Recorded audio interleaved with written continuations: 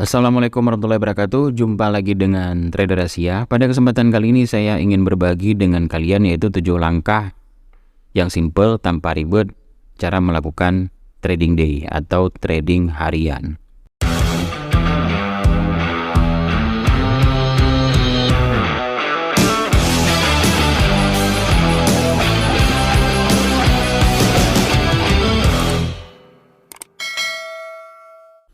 Oke teman-teman, jadi day trading ini memang tidak mudah ya.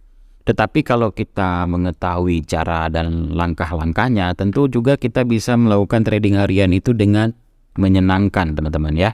Jadi setidaknya Trader Asia punya 7 langkah ya bagaimana cara melakukan trading harian itu dengan nyaman ya. Yang pertama, ini adalah hal yang paling mendasar ya kita sebagai seorang manusia ya.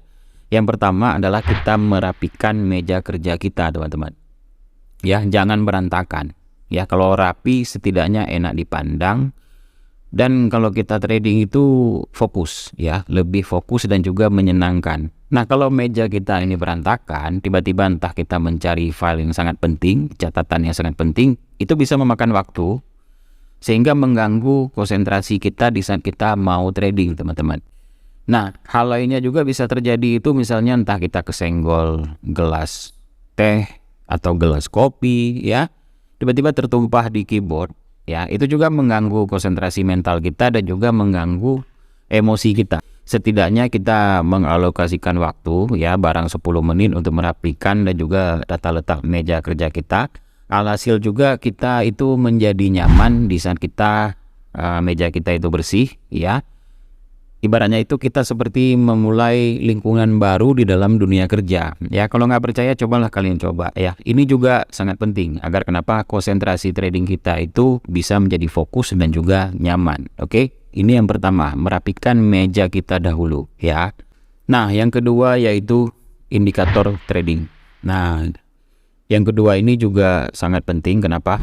Kalau kebanyakan kita memasang indikator, tentunya itu menjadi sangat rumit ya, karena kebanyakan elemen di dalam platform trading kita tentunya dia akan memberikan informasi sebanyak mungkin ya, bahkan membuat kita itu jadi bingung ya, chartnya aja udah nggak nampak lagi teman-teman. Jadi kalau semakin banyak informasi yang kita terima dari beberapa indikator, tentunya informasi tersebut akan menjadi bias ya, akhirnya membuat kita itu bingung dalam mengambil keputusan, dalam mengambil posisi trading ya. Indikator A katanya suruh buy, terus indikator B katanya disuruh sell, terus indikator macam-macam lainnya. Jadi saya kira kita hanya memperumit diri kita sendiri ya. Ibaratnya itu seperti kita membeli sebuah produk di toko online ya. Kalau kita semua mereview produk yang akan kita beli di semua toko, akhirnya kita itu bingung ya mengambil keputusan apakah kita jadi beli apa tidak. Karena kenapa? Semua informasi kita ambil, semua review ya kita review dimanapun toko. Setidaknya itu kita review yang terpercaya, sehingga kita langsung memutuskan beli apa tidak. Jadi nggak banyak informasi yang kita dapatkan. Sama halnya juga dengan indikator trading. Kalian pakailah setidaknya ada 1 atau 2 indikator untuk menentukan posisi kalian, jadi tidak bingung ya. Ini juga sangat penting teman-teman. Nah, yang selanjutnya yaitu menonaktifkan newsfeed ya. Kebanyakan trader itu mengaktifkan newsfeed di saat sedang trading teman-teman ya. Hal ini wajar dilakukan memang, karena kenapa? Newsfeed ini juga salah satu indikator trading teman-teman. Yang jadi masalah adalah ada beberapa trader itu tidak mampu menganalisis newsfeed ya, maka hal itu juga akan mengganggu konsentrasi kita. Nah, sebagai contoh, kita itu pernah mengalami yang namanya newsfeed itu memberi informasi tren sinyalnya positif, tetapi di saat kita menganalisa teknikal malah sebaliknya teman-teman. Nah, kira-kira kalau dua hal yang bertentangan ini, kira-kira manakah yang kita percaya? Tentu juga ini membuat kita bingung teman-teman ya. Lain halnya kalau jam terbang trader itu atau skill tradingnya itu sudah tinggi ya, jam terbangnya itu udah lumayan banyak, mungkin ya pengalaman dia udah banyak. Tetapi Kalau Anda itu masih belajar trading atau mungkin masih pemula di dalam dunia trading, setidaknya kalian itu menonaktifkan newsfeed kalian agar kalian itu nggak bingung, ya, tidak membuat kalian bingung dalam mengambil keputusan untuk mengambil posisi, teman-teman, ya. Karena kenapa? Kita harus menghindari tumpukan informasi, ya. Karena kenapa? Semakin banyak informasi, ya sudah tentu juga akan bias. Akhirnya membuat juga kita bingung. Setidaknya lebih baik kalian menganalisa dengan indikator yang penting dan newsfeed itu dinonaktifkan. Karena kenapa? Day tradingnya itu harian, teman-teman, ya. Jadi nggak perlu banyak-banyak informasi. Jadi dibuat sesederhana mungkin dan dibuat sesimpel mungkin, teman-teman. Nah, yang selanjutnya yaitu trading pada satu pasar, ya. Ada berbagai jenis keuangan yang ditradingkan, mulai dari forex, mulai dari emas, saham, bahkan cryptocurrency. Semua jenis pasar ini punya karakteristik yang berbeda-beda, mulai dari likuiditasnya hingga volatilitasnya. Jadi setiap pasar itu karakternya berbeda-beda. Belum tentu sama semuanya dari waktu ke waktu. Trennya juga berbeda-beda, ya.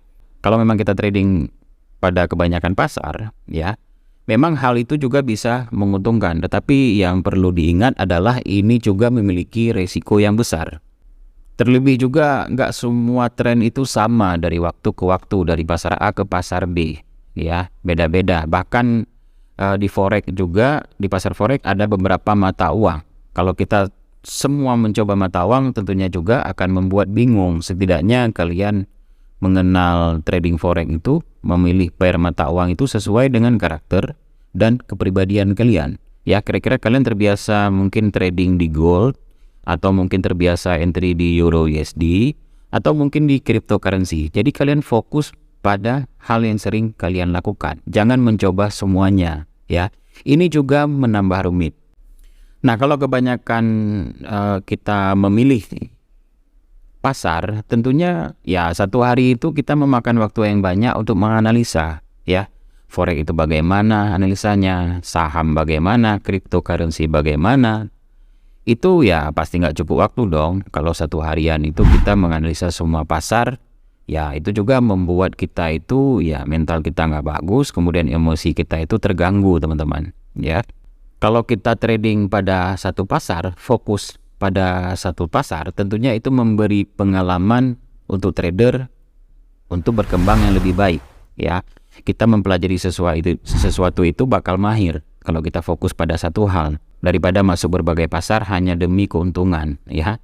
Jadi saya kira kalau memang kita pilih satu pasar aja, itu bisa membuat kita itu menjadi berkembang dan juga kita menambah pengalaman kita, sehingga kita akan mahir pada satu bidang pasar atau satu bidang mata uang, ya, daripada kita coba semuanya, ya, yang ada nanti kita itu ya loss.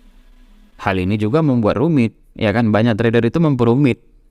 Ya, jadi kita harus menghindari hal seperti itu, tetapi cobalah satu pasar dan mulailah fokus pada hal tersebut, teman-teman. Nah, selanjutnya yaitu gunakan time frame yang sama. Time frame yang selalu sama membuat kita itu lebih mudah mengaplikasikan dan mengimplementasikan kegiatan trading kita, teman-teman, ya. Sehingga membuat kita itu lebih mampu mengerti strategi day trading kita. Memang tentunya seorang trader itu perlu mengubah time frame, ya, ketika misalnya kalian tuh sedang beradaptasi dengan volatilitas salah satu pair kalian, ya. Namun hal itu memang jarang terjadi, ya. Nah, kalau memang terjadi, ya setidaknya kalian nggak usah trading dulu kalau memang belum ada peluang. Tetapi di saat pasar sedang stabil, kalian baru masuk ke di dalam trading forex. Di saat kalian menganalisa, tetapi fokus pada satu time frame saja, ya. Nah, selanjutnya yaitu melakukan lebih sedikit trading, ya.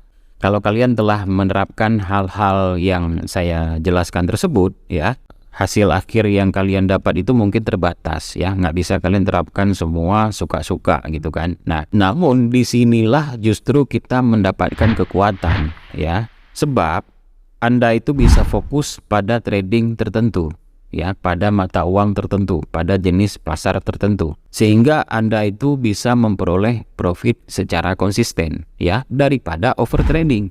Jadi lebih baik kita itu fokus kepada beberapa transaksi, ya, beberapa posisi, yang memang kita kuasai dan juga beberapa indikator tentunya itu bisa membuat kita itu lebih mahir.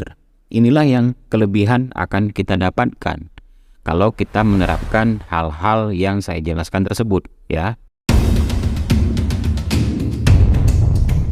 Nah, teman-teman, dari 7 langkah yang saya jelaskan tersebut, ya, mungkin tidak cocok selamanya untuk kalian terapkan di day trading kalian, ya.